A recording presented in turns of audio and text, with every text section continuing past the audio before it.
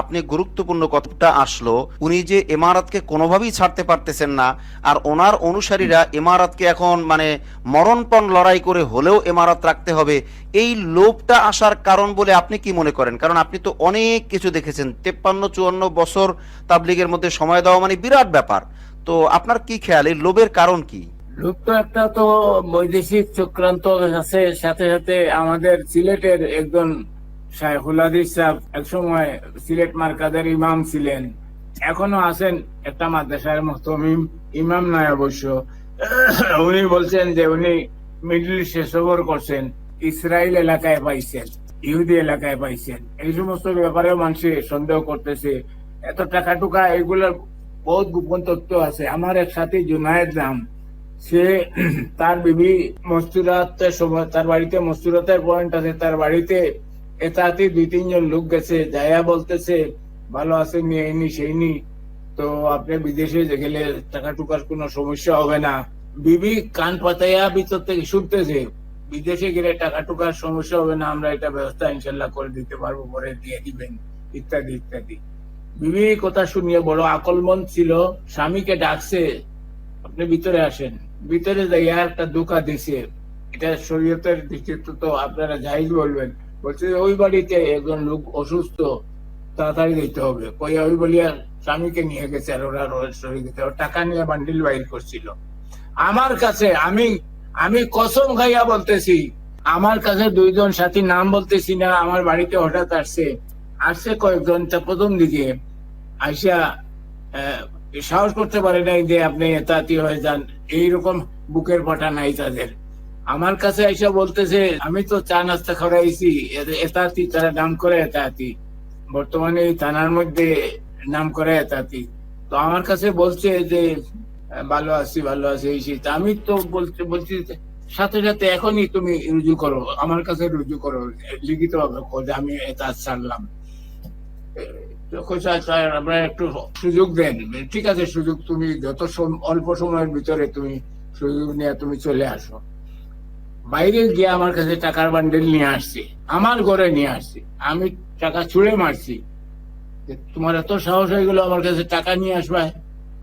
আমার কাছে, আমি অন্যের কথা বলতেছি, আমার কাছে আসছে, আমার খুব ভয় করে। কিন্তু ইয়া আল্লাহ, এই আমি হইলো কি আমার শুনলাম, অবস্থা। আমি অবাক হয়ে গেলাম। এটা মানে আসলে আমি অবাক। তার মানে দিন, ইমান, তাবলীগ এগুলি এখন টাকায় বেচা কিনা হবে? অসম্ভব, মুটেই না, মুটেই না, না না, আপনি যদি বিক্রি হইতেন তাহলে তো আপনার কাছেই হইতো। হ্যাঁ, এখন সবাই যে আপনার মতো বিক্রি হয় নাই, এটার তো ডকুমেন্ট নাই। না কেউ হইলে হইতেও পারে। হইতেও পারে। আল্লাহ হেফাজত করুক, আল্লাহ হেফাজত করুক। আমি অবাক হই, আমার আপনার এই কাছে, কথা শুনে আমার শরীরে কাঁপন ধরে গেছে যে আসলে কি বুড়ি শুনতেছি বুড়ি আমরা। জি প্রমাণ বলেন আছে, বলেন। এক সাথী আছে ওই আমার আশেপাশে, জি। আমার কাছে তার বিবির তালাকের মাসলা নিয়ে আসতো, যে বিবি আর শ্বশুরি, মার বিবি নিয়ে মিল নাই, তো আমি তার পরামর্শ দিতাম, বলতাম যে আমি তোমার জন্য দোয়া করব, আর তুমি কোনো পীর বুজুর্গের কাছে যাও, আলিমুল আমাদের সঙ্গে মশওয়ারা করো। আমিও কিছু মশওয়ারা দিতেছি, বউর সঙ্গে ভালো কথা। এই সময় সে খুব আর্থিক অনটনে, তার দুঃখ লাগে তার অবস্থা দেখে।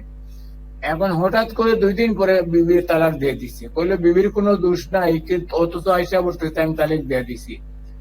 এরপরে তালাক দেওয়ার পরে আমি তাকে খুব তুচ্ছ তাচ্ছিল্য গালাগালি করছি মসজিদে, আরো মানুষের সামনে আনিয়া, যে তুমি এরকম এটা হারামি, ইত্যাদি ইত্যাদি। পরে দেখা যায় এখন বিরাট ব্যবসায়ী, এরপর থেকে এতাতি হয়ে গেছে। আর আমরা আগে আমার পীর সাহেব থেকে বেশি মানতো, পীর সাহেব থেকে বেশি মানতো। আল্লাহ মাফ করুক, আল্লাহ মাফ করুক। মহতারাম, আমরা আপনার মাধ্যমে অনেক কিছু জানলাম। আমরা একদম শেষ পর্যায়ে চলে এসেছি, অনুষ্ঠানের অনেক সময় আপনার কাছ থেকে আমরা নিয়েছি। আমরা আপনার কাছে আবেদন করব যে আসলে ইতাআত অংশে যারা আছেন, আম জনতা, আমি আখলাক টিভির মাধ্যমে অনেক কাজ এ বিষয়ে করেছি, তাতে আমার যা অভিজ্ঞতা হয়েছে, কিছু মানুষ এমন আছেন যারা আসলে ইসলামটা কি এটা জানতে চায়, বুঝতে চায় ইতাআত অংশের।